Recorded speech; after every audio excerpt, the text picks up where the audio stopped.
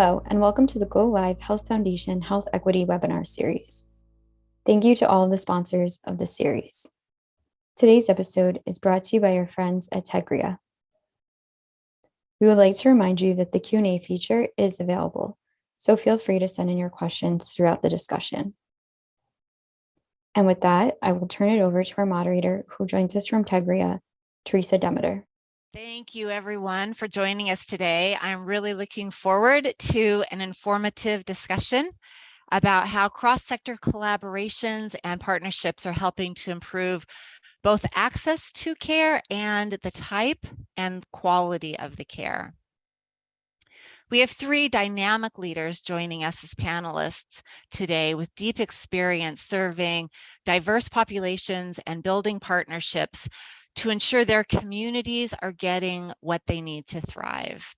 We'll learn about the people served by each organization, discuss current collaborations and how those partnerships extend the reach of healthcare to meet people where they're at, how cross-sector partnerships improve equity of care, and we'll talk about lessons learned along the way. Community-based solutions and partnerships are really essential to meet the needs of the 80% of health, which come from outside of healthcare. These partnerships include both public and private sector, community and faith-based organizations, large and small businesses, education, academia, philanthropy, housing, justice, planning and land use, public safety, and transportation agencies. So today we'll hear from each of our panelists on how these partnerships drive equity in health for the communities that they serve. And for our audience, again, thank you so much for joining us. We really look forward to your questions and your comments. Just keep putting those into the Q&A box, and we will give a chance at the end to answer all of the questions and get to your comments. So before we get started, let me tell you a little bit more about myself, and then we'll introduce each of our panelists. So my name is Teresa Demeter, and I'm with Tegria. Tegria is a healthcare consulting company focused on making healthcare more human by providing next generation technologies and services. I live in the Seattle area, have a master's degree in healthcare administration, and have been in healthcare now almost 30 years. I started out as a childbirth educator and a doula. And then I moved into leadership roles in women and infant services, and then followed my heart, I suppose, into patient safety and quality. And for the last 12 years, including now in my role at Tegria, I've led a team of clinicians who help healthcare organizations, and specifically the physicians and the nurses who provide the care, to evaluate and improve their processes, their teamwork, their communication, their technical skills, and understand their data to make care better, including addressing the impact of implicit bias in healthcare. I'm very excited to hear our panelists' insights and experiences on utilizing community-based partnerships in healthcare. So Wando, I'd like to start with you. Would you take a moment to introduce yourself and your organization? Certainly. Thank you for having me. Good morning, everyone. My name is Dr. Wando Anyoku. I serve as VP and inaugural Chief Health Equity Officer for Providence Swedish Health Services in the Greater Seattle area. It's a large multi-specialty organization that serves the Puget Sound, the western side of the state of Washington. I'm a pediatrician by training, have practiced clinically for more than 2 decades. I tried to stop counting at 2 decades, and have always had a focus of impact on, really addressing the ability to deliver care to populations where they are and support the patients and the communities that we serve. And so in my role, I get the opportunity to do that. I'm really looking forward to today's conversation. Excellent, thank you. Letha, can we move to you? Yes, good morning, good afternoon to the people on the East Coast. My name is Letha Mercolia, Senior Vice President, Chief Operating Officer for Southeast Alaska Regional Health Consortium. We are a health consortium based out of the Southeast Panhandle of Alaska. Our area is about the size of the state of Florida. That's the population that we serve here in Southeast. Born and raised in Alaska. I'm an Alaska native from St. Paul Island out on the Pribilofs, which is above the Aleutian chain. Population out there about 450 people. Started in healthcare about 25 years ago. I should be like Wando and 2 decades. Sounds better.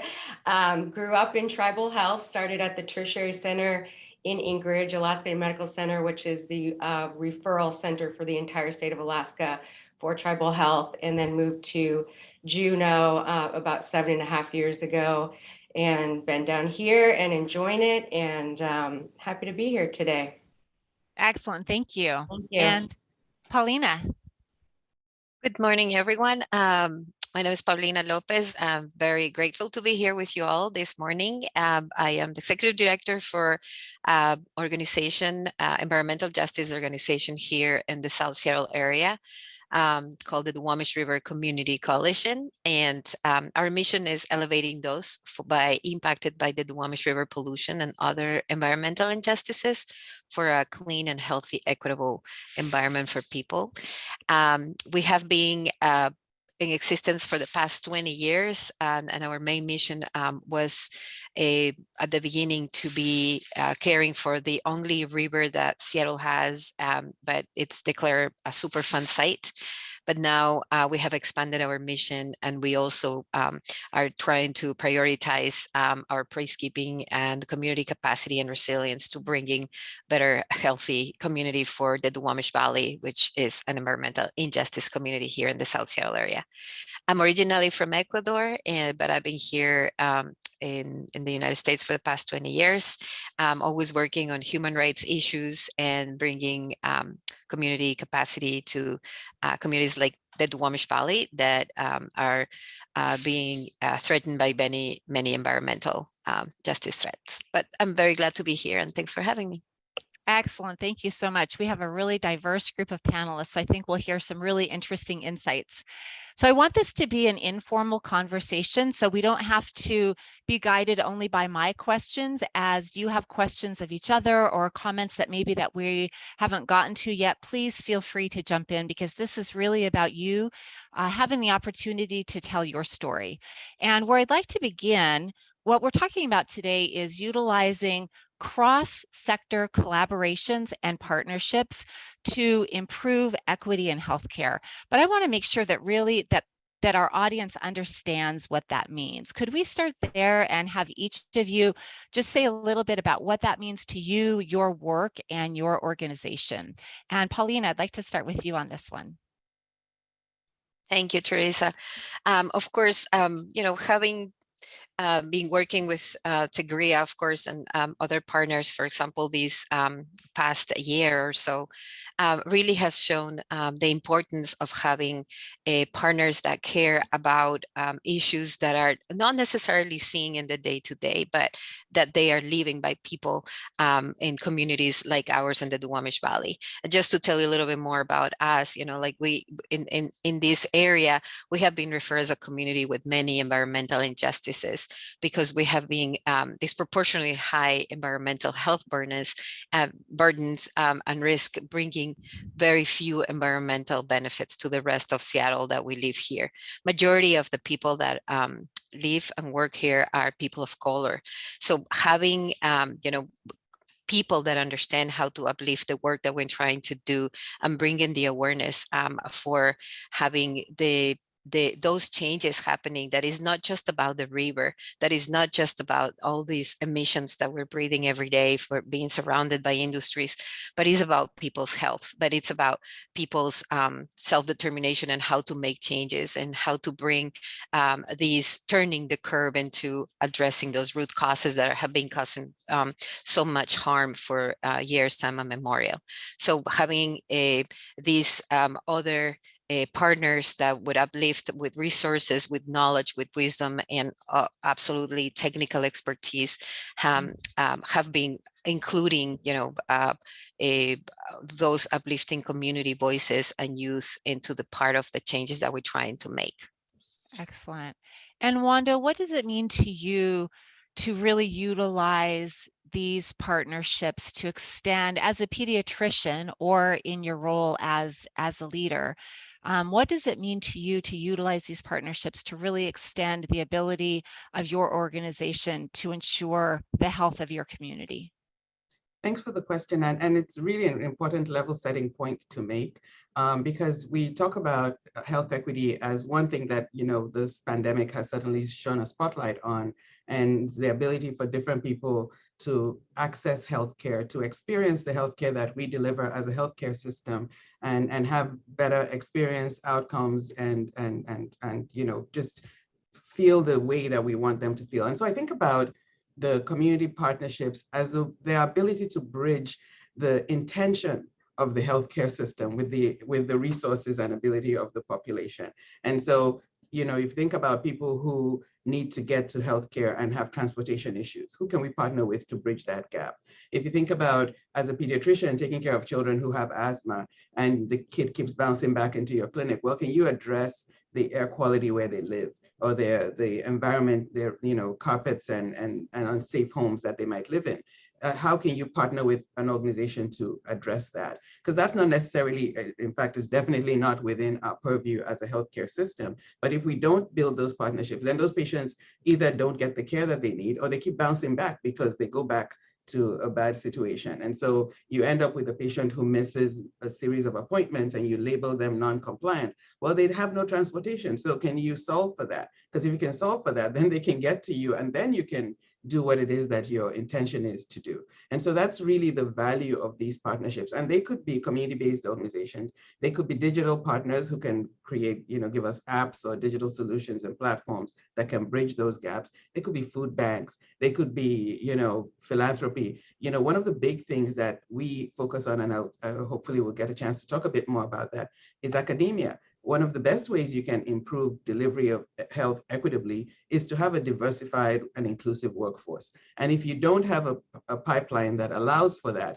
then you ultimately continue to have the same issues. So how do we even go back above that 30,000 foot level and start to build those pipelines, because we know it makes an impact in the long run? So that's some of what I think about when I think about cross-sectional partnerships. Absolutely. And Letha, the same question to you. I think what's interesting about you is just geographically, you have probably the widest geographic area that you're covering and some of the biggest geographic challenges. So how do you define and think about these partnerships to really make sure that your communities are being served? Absolutely. Thank you, Teresa. Yeah, we deal with everything that Wando just mentioned, transportation and logistics with getting patients to and from. Our organization would barely be afloat without partnerships. We heavily rely on them because we can only get to places in Southeast Alaska by boat or by plane. And so you can't drive anywhere. So access to care is very challenging, especially in the winter months. But our mission is Alaska Native people working in partnership with our communities that we serve. I mean, that is our mission.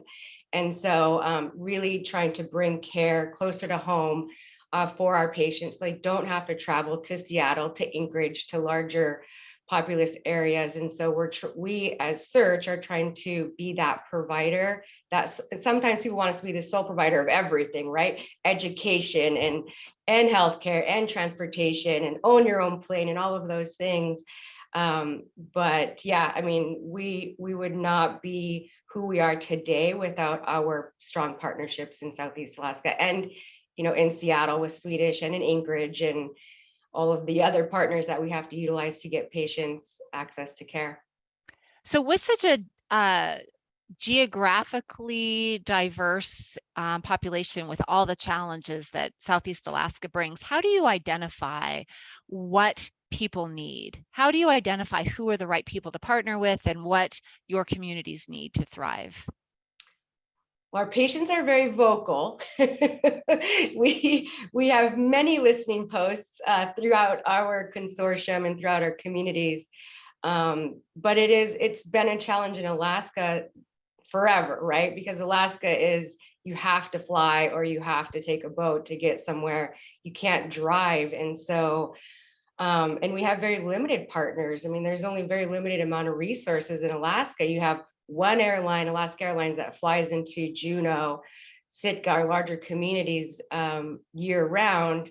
Delta comes in the summer, and then we have little tiny commuter planes. So our resources are very limited. We have, our senior team, we have a variety of different backgrounds on our senior team. We have multiple Swedish people here with us, which have opened up our eyes and our, resources like Tigria. We never had a partnership with Tigria, and one of our senior VPs brought Tigria forward to us. So I think really listening to our communities. I'm going on a float plane here at noon to go to Angoon, which is, a 5-seater, a community of 350 people, myself and the CEO, just to go talk to people and what do they need and what is search not, where are we not meeting them? And some things are realistic, some things aren't realistic. Some people want CT scanners in a community of 300 people, not realistic, so really trying to balance that for us, but able to provide that care that our patients need. Excellent. And Paulina, I know that you really have strong community engagement in your work. How do you identify what the people of South Park need, and how do you go about thinking about those partnerships? Excellent question. I mean, our work couldn't be done unless, there is a strong connection with our community, and that there is community who is driving all these decisions and all those priorities. So we often are out there capturing their main priorities. And what we realized is that people, everything like what we talk about, is the river pollution, the emissions, everything goes back to linking health. When we talk about climate, yeah, they may not be like thinking, yes, I'm very concerned about climate, but they are very concerned about asthma. And when we talk about how this connects to the future, then we start having dialogues and what would be the best way to mitigate this. So I think, that is the only way to go, bringing community responses to the priorities that they have, and constantly measuring how are we uplifting those voices and how are we responding, and bringing those partners to do long-lasting relationships. With something that is very disappointing, sometimes that people are interested coming, giving a brand name and then taking off. But it's what I always say, we are here and we have been here for a long time, suffering through these environmental burdens, health inequities. And what we really want is meaningful, long-standing partnerships that can respect that self-determination of people, as I said at the beginning, but also that are willing to be creative. Dr. Anyuku, she was referring to like how important it is to bring, research and academia. And that is sometimes what we don't have here in the community-based organizations. But we can really appreciate partners that bring that determination to support, like community science, for example, that support with the knowledge, but also the resources that takes to bring a youth, for example, to explain what the science do and do studies. And we just are in the middle of analyzing some data that we were doing most study with our youth, where actually the scientists, and I would put some more information in the chat, but we realize is how important it is to provide these tools to community, giving the resources for us themselves. We know where the problems are. We just needed the data and corroboration, and then the mitigation for it to the partners to come along to help us bringing those and really turning the curve into a healthy environment and health. So that's really actually an interesting point. And I just read about the Moss study, and that was so interesting. So you're using partnerships not only to provide services to the community, but to provide information to you so that you know how to help the community. That's correct. And to have really the community, like we know, right, but by living experience what we have. And it's wonderful to have that data. We have the stories, which is also a very important part of when you're trying to make changes, to listen to the communities, but it's as important to show data and corroborate for real meaningful change in the governments and those accountability measures that we need to establish in order to make changes. And Wando, in an organization the size of Swedish and Providence, you have access to a lot of data. How are you utilizing that data? And is there data that you don't have access to that would be helpful?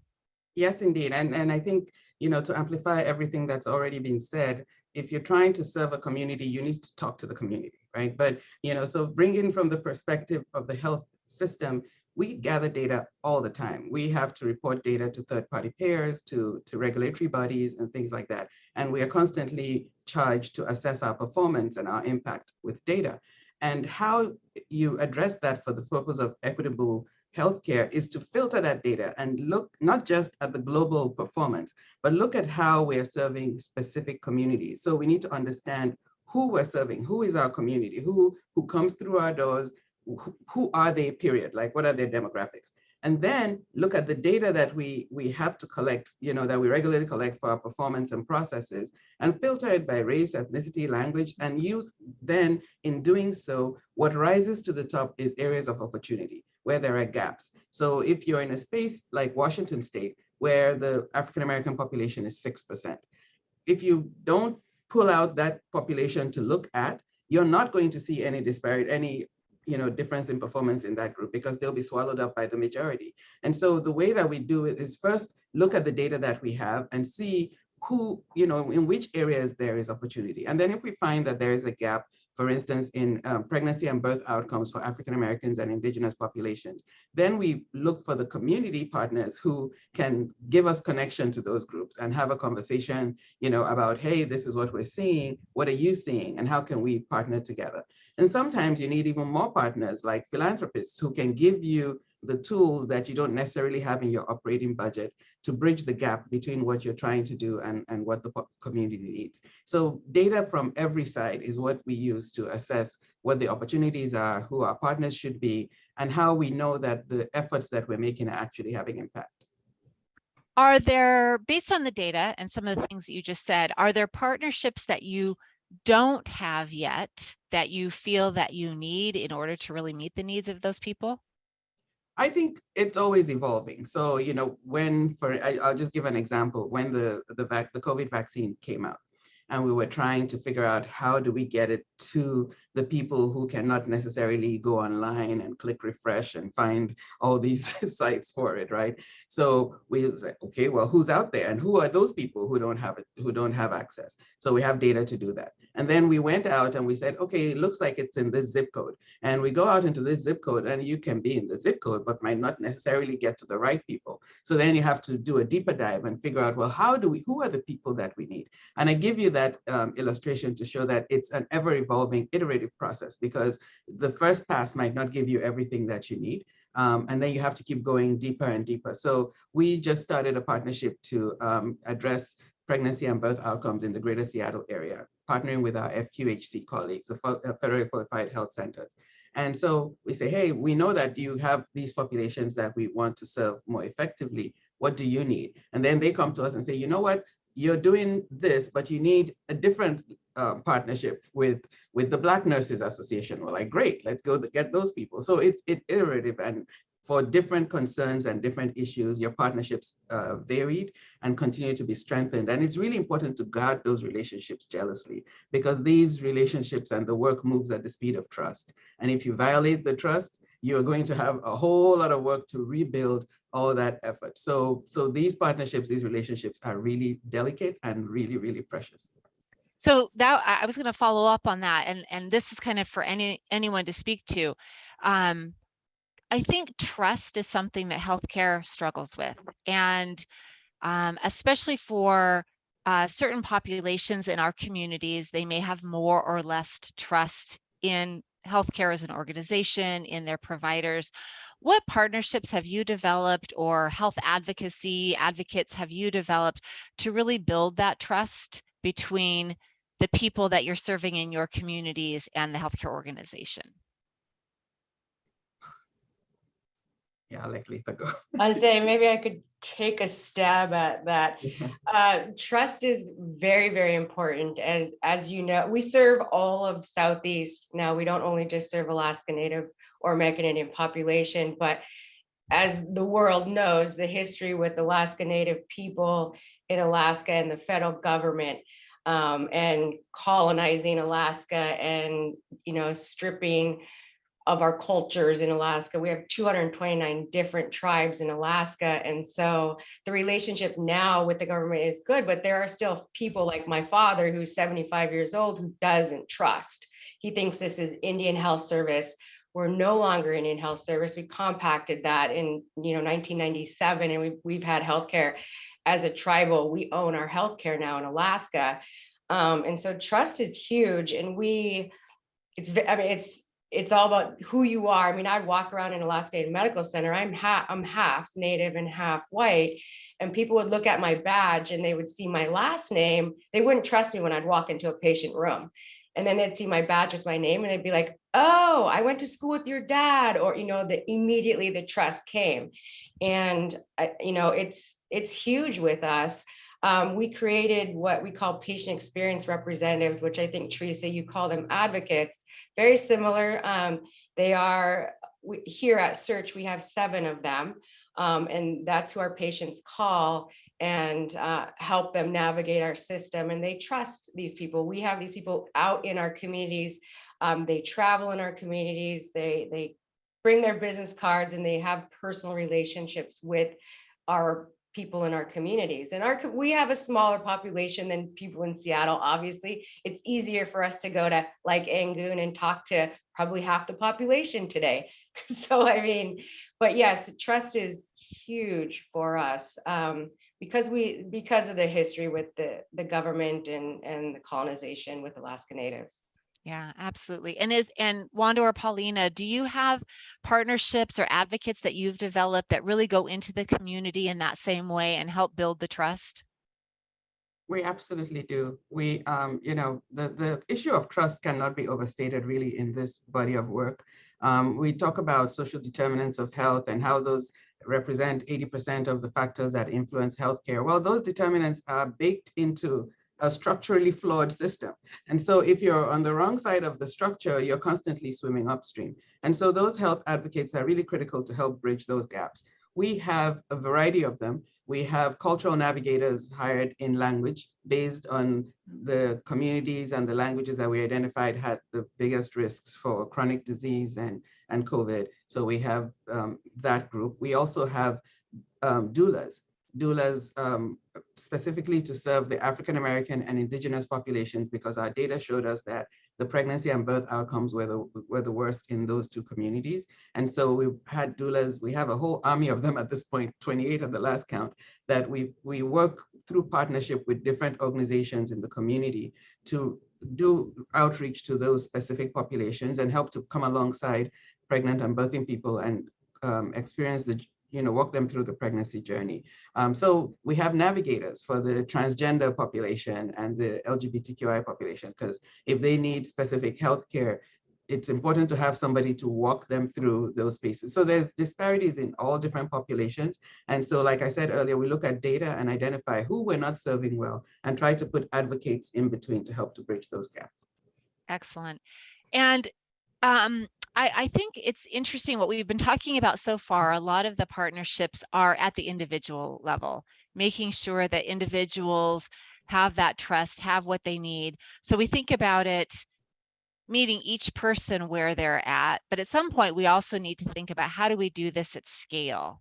So what types of, Wanda, you mentioned apps earlier. Are any of your organizations using technology, apps, other resources to really help do this at scale and make sure that we're meeting all the people? I think, yes, technology now has this great benefit of reaching out to different populations, but not all the populations that we're going to get are really given, this benefit of having access to technology. So we have to be conscious of that. Like we noticed, through the pandemic, many people were getting different messages. Not everybody was getting in their own languages. Many weren't. So it comes again with the issue of trust and knowledge, right? Like we cannot assume the same is going to work for everyone. So it's very important that we always think what is going to be the best way to reach out to this type of population. Like for the Latinx community, perhaps the best reach is, for example, social media through Facebook, because we know that they communicate this way, or WhatsApp this way with family back home. For Vietnamese population is going to be very different. And we notice like there's newspapers, very thick newspapers that they read and they are looking for to get more information through editorials, and through they trust their own newspapers, and they're Vietnamese. So it takes extra effort, and is that acknowledgement that continue to build into the trust that we're talking about, that we know we understand how to work with you, and it takes an extra step. I noticed that there's a question about the EI work and how do we put these into the day-to-day. When we are really conscious about bringing equity and inclusion, those are the things that we're going to put into the budgets, because it needs to run into the DNA of the organizations. If I'm really going to be meaningful, this is what it takes, to engage with navigators, to engage with community health workers, to engage in language, to translate, and to be meaningful this way. But we need to acknowledge the communities that we're working with. Excellent, thank you.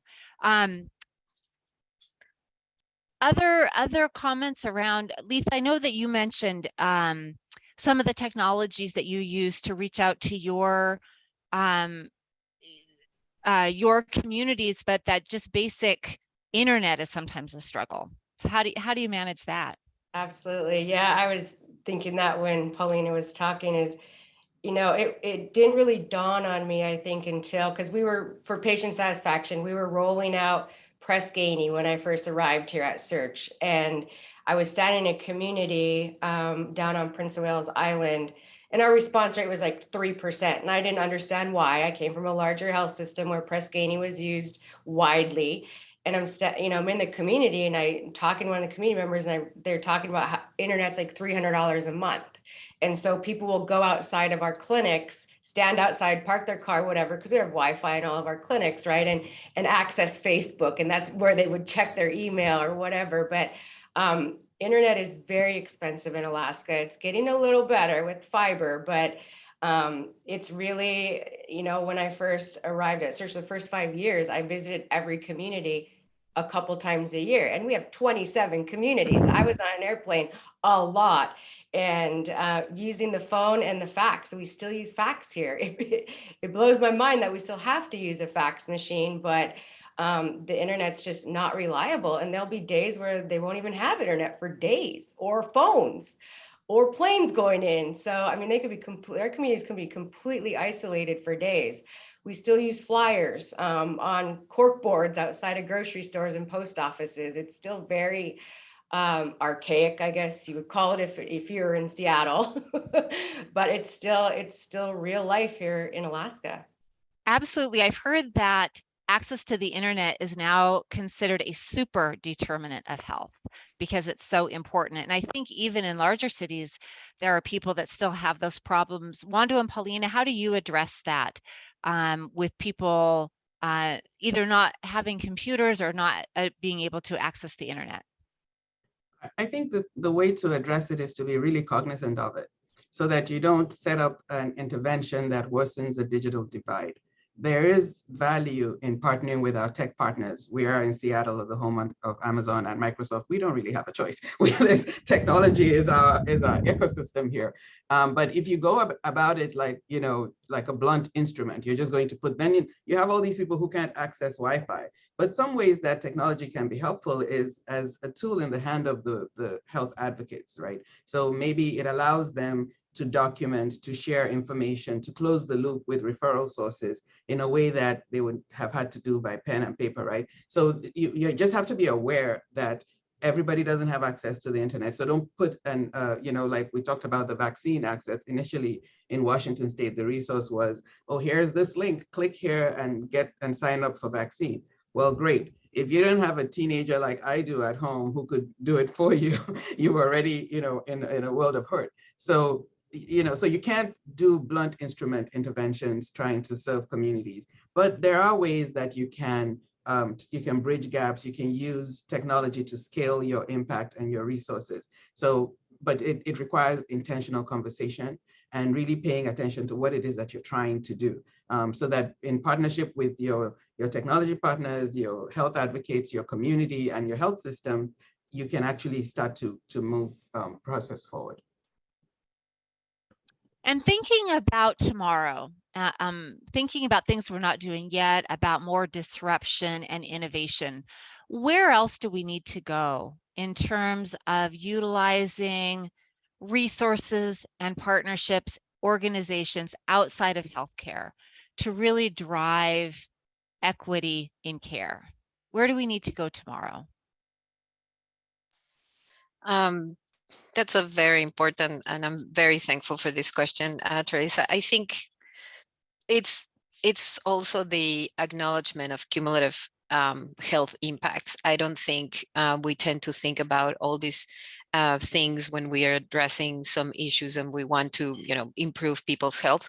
We don't think how cumulatively people are impacted. And I think that's where we need to be conscious of when we form our partnerships for a change, for bringing a change to a community. Why does Sophia have asthma? Well, Sophia have asthma because she doesn't have access to healthy parks, because she's surrounded by highways, because her parents weren't able to move to a more wealthy neighborhood with all the amenities that you need to be healthy, etc. So how do we address all that and cumulatively bring the resources that we need to make these health changes?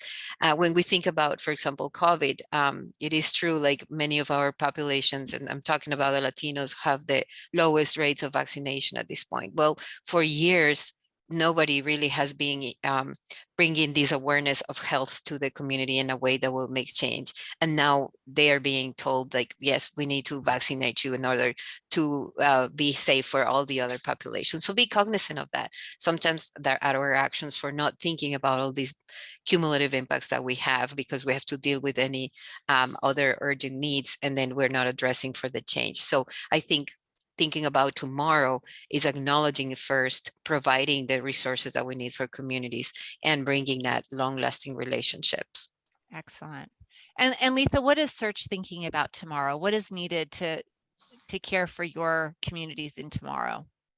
Infrastructure, continuing to build on our partnerships. We heavily rely, as an example, with Swedish, they do all of our ologists, right? So they come up once a month, once a quarter, whatever it is, to Juneau and Sitka. Right now, Sitka, which is where our critical access hospital is, and so we're building out Juneau, because Sitka is very hard to get to. They have 2 flights a day, 6 a.m. and 6 p.m. That's all you got. And so trying to build out the infrastructure in Juneau so that our patients can, and Juneau has more access, more jets coming in and out, more flights coming in and out. Juneau is the capital of Alaska. So there's infrastructure here, right, for people to get in and out. But now Search is building out Juneau so that we can continue our partnership with Swedish and Children's and bring the specialists, because our population's too small to have our own. We have some of our, like orthopedics and ENT, which are, we have a lot of patients who need that, but cardiology and all those services are very specialized. We have to partner, and so continue to grow those partnerships and grow our infrastructure in Southeast. And we have another critical access hospital in Wrangell, and to build that one out, and hopefully one day build one out in Juneau as well. Excellent. And Wando, you may have additional thoughts to this, but I wanted to ask you, I think Swedish is being very innovative in your partnership with Meharry Medical College and thinking forward in that way. Do you have other examples, or could you speak more to that and how that is an innovative partnership thinking forward? Absolutely. And I was actually going to talk about the response to tomorrow in the context of our DEI work. Because sometimes people conflate or use interchangeably DEI and health equity, and they're not the same. They are related. And this is a specific area in which they're related. They're related in thinking about diversifying the workforce and having, there's lots of research that shows that patients do better when they have a clinician who is congruent, right? So if I'm talking to an African-American woman, there's a whole lot of information, explanation she doesn't have to give me. She can just be.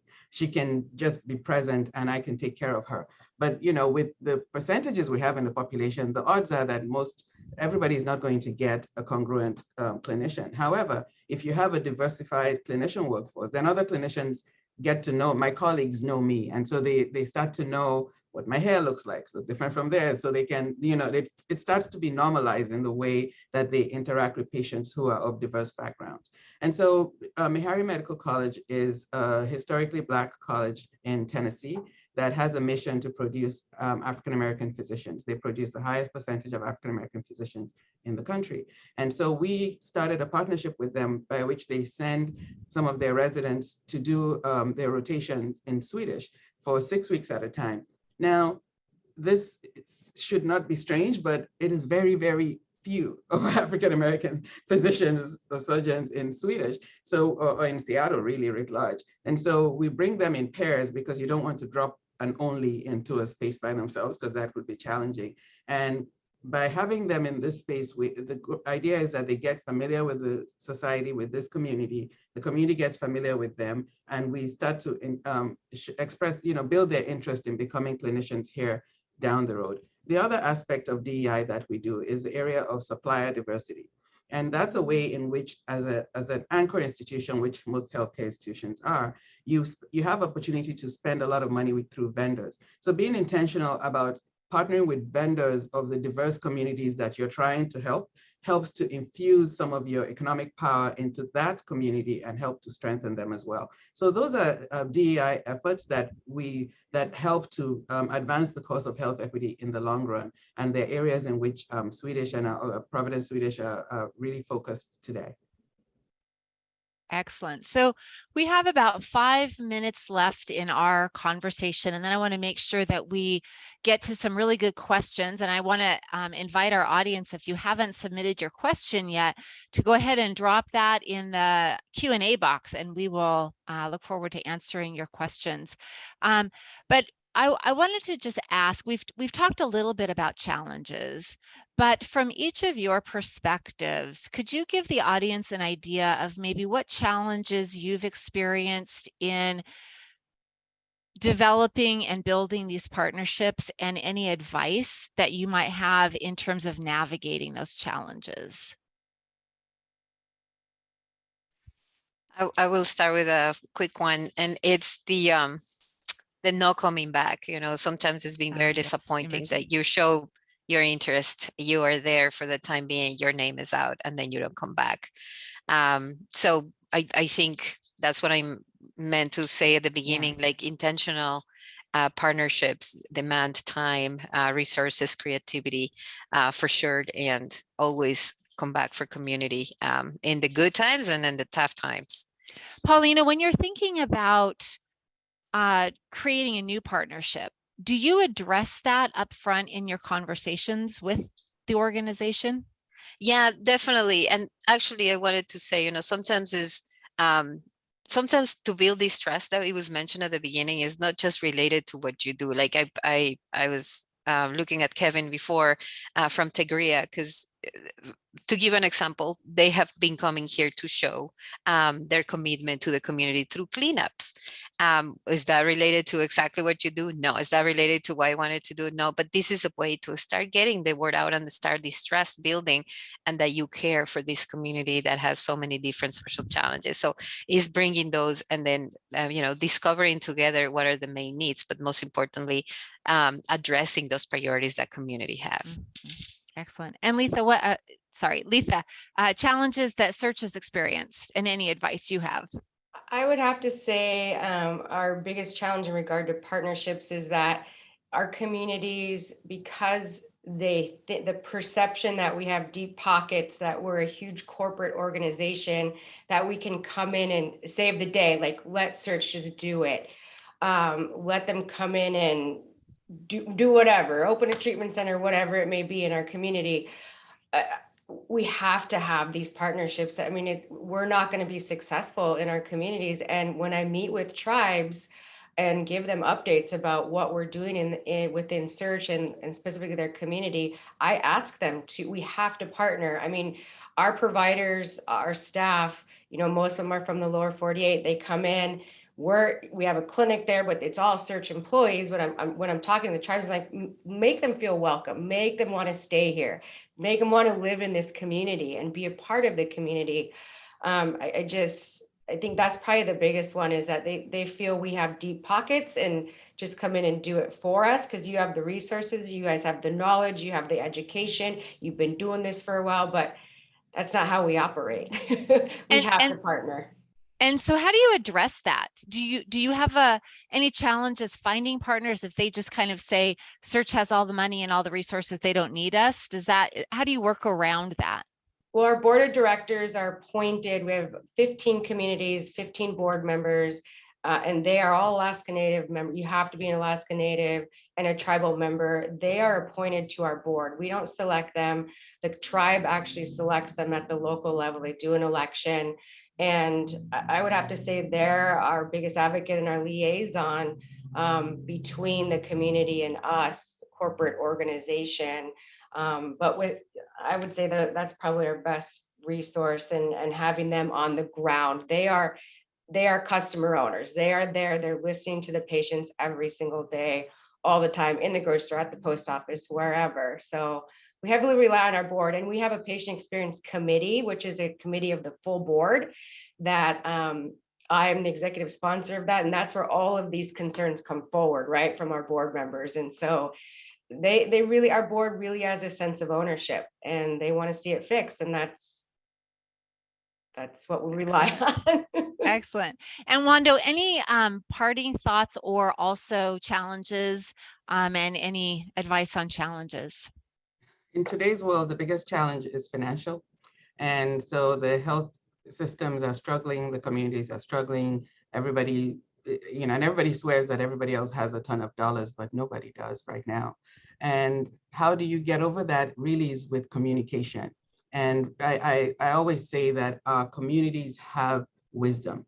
And if you come in and you have an honest, authentic conversation with good intent, then you can harness the wisdom of those communities and come up with creative solutions to what, you know, seemed like you just needed to throw money at it. And in a time when there isn't that much money available to throw, those conversations and creativity are absolutely critical. And you would be amazed at the things that come out when you sit around a table as an honest, well-intentioned partner and have a conversation with the community about solving a problem that everyone agrees is a problem. But I'm coming to you because I see it, I know you see it. What do you think we should do? And in that third space, where I'm not saying thou shalt, or they're not saying you must bring, in that third space, we can create really beautiful solutions. And that would be my parting words. Excellent. Thank you so much. In our last few minutes, let's answer some of these great questions that have come in. And one of my first questions I want to ask is something, Pauline, I think you would be great to speak to, and everyone. And unfortunately, we didn't get a lot of opportunity to speak about the relationship between health and climate. But this question is, have you seen an effort at the local level to target climate change mitigation, clean air initiatives that would have a co-benefit of improved health for vulnerable populations? Yeah, definitely. Thank you for that question. We have been working for the past 2 years with about 40 different partners, and what we call a result-based accountability method, where we were looking at a main indicator for the community.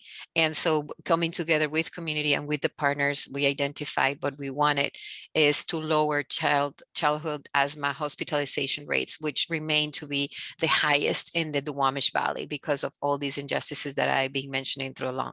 So what we did is we put together what will be the main strategies, and we developed 4 main strategies, which they come into reduction of emission pollution, bringing community awareness and education, but changing the laws and looking into what the future is looking like for us to be able to mitigate all those actions and to address climate. So now we have look into the indicator and we have it. Now it's the main needs is like, how do we turn back into turning the curve of the addressing all those things that we have not been able to change because of the multiple effects that we had for pollution. When we think about climate, as I said too, we need to be addressing health. So for community that has immediate needs like putting food at the table or not having enough resources to pay rent, it's very hard to talk about climate. But immediately when you talk about health, of course, it's always a priority that it's getting into the concern. So how do we address those things is looking into all these intersections. What is the intersection of health and housing?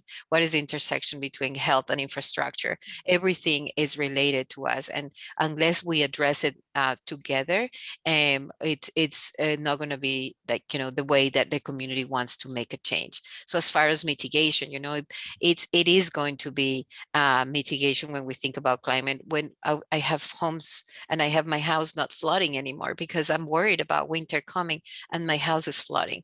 I care about my home, I care about my people, but also now I have to care about paying rent for the home that is going to flood in the winter. So how do we bring all these changes and the parallel of changing, improving people's health and making a plan together? So that's what we have developed in our cleaner strategy, but it does take accountability, it does take resources, and most importantly, it takes an ongoing resource mitigation with the partners that we need to get. Absolutely. And Letha or Wando, any other comments regarding climate and health sustainability? So we have several questions about data, and some of it, Wando, I think you addressed when you talked about challenges with data and making sure that you're looking at the right data set, and that when you have to pull apart a data set to make sure that you're looking at a specific population. But the questions are, is there data about something specific that you currently don't have access to that would be helpful? And what type of data is most useful to assess community health gaps and improvement opportunities? I love those two questions. So is there data that we want that we don't have is challenging because everything is constantly evolving.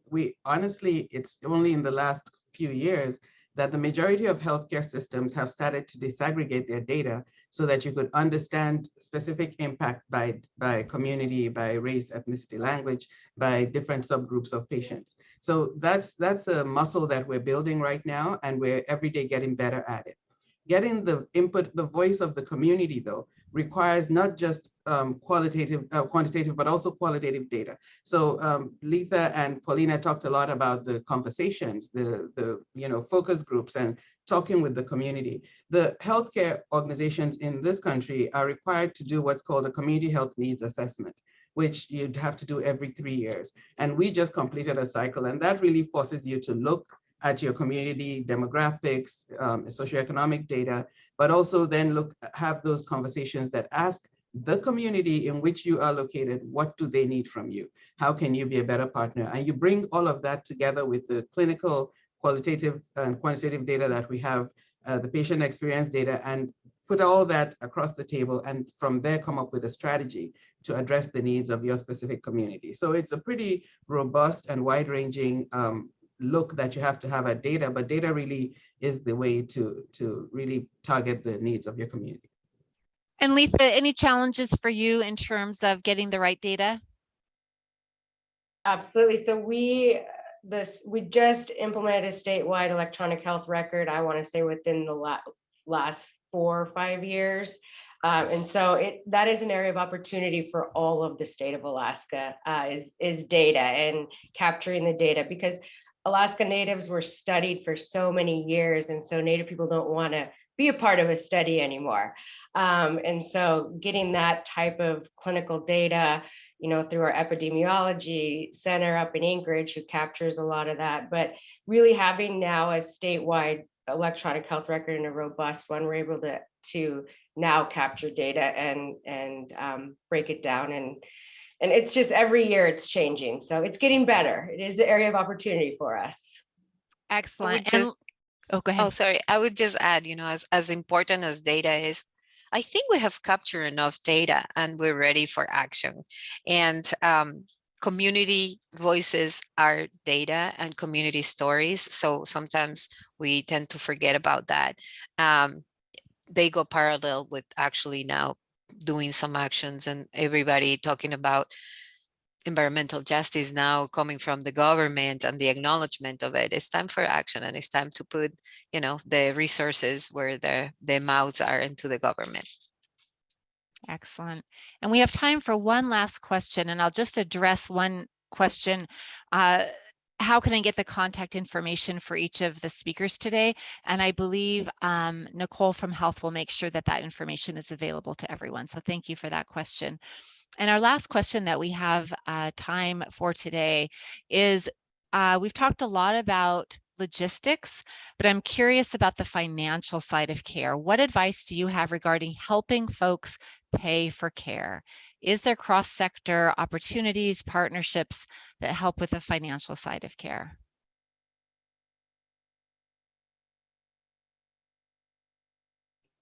You throw the doozy at the end, right? Saved it for last. Well, paying for care is the bane of our national existence. And so we partner with across the community with payers, with community-based organizations, with federally qualified health centers, with different structures that are designed to deliver care for different populations. So we have advocates, cultural navigators, community health workers, doulas, who can help guide our patients with the help of our partners to resources that can help them pay for care. And then the institutions have charity care. And so we can also drive that referral in that case. But paying for healthcare in this country is a challenge that has been for a while. We continue to fight. And especially in this work, it is a specific challenge that we always very intentional about trying to bridge those gaps for our patients. Thank you so much. I knew that we could go on and on today. I'm sure we have another couple of hours of things we would love to talk about, but we are at the end of our time. So thank you everyone for joining us today. And thank you specifically to our panelists, Wando, Letha, and Pauline, for all of your insights and experience. It was a great discussion. Thank you to all of you who joined us today, and to the Health Foundation for making this webinar possible. Have a great day, everyone. Thank you to Teresa and all of our speakers. Please visit our website at hlth.com to catch up on all Health Go Live webinars. And join us in Las Vegas, November 13th through 16th for Health 2022.